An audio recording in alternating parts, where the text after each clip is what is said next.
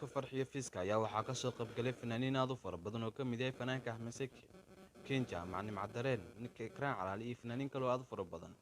Hase ahaatee xafladdaas oo ahayd mid aad u qiimo saraysay ayaa waxaa ka maqnaa ninka farxiyo fiiska guursaday ee Sakariya, kaas oo la sheegay in xabsiga loo taxaabay kadib markii nin ay isqa qabsadeen uu soo dacweeyey. Haddaba arrinta guurka farxiyo fiiska iyo ninkan ayaa dhalisay muran aad u fara badan, waxaana jirtay nin sheegay in uu ninka farxiyo fiiska qaba ee Sakariya uu yahay nin laga roona isla markaana ka tumi jiray baararka ay ku tuntaan gayska London.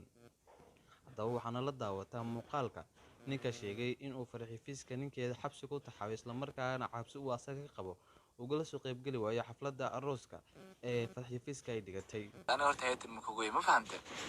قبل جعل هاي ولا شيء عن جعل هذا هاي إنه منو ما ماشي عروس كاجي هولها عن تمين كلية أنا قف كستانجيلكو وقاعد أنا I did it and that was the whole fucking point and it's time for it so wax kasta oo dhacay waxaa ku soo sharaxay Instagram-ka wixii dhici lahaa waa dhaceen hadda aniga waa sheekada halkaas ku soo xiraya ogaada midda kale see you in August marka la gaaro arooska waa imaanaya saa ula socdo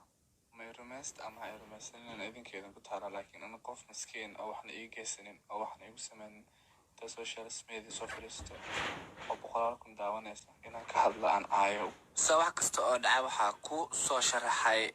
إنستغرامك وحدة العواد عن هذا أنا جوا شكلها كسر سحرية وقاعد مدكلا see you in August مركز لقارو عروسك وإمانة يساول الصعدة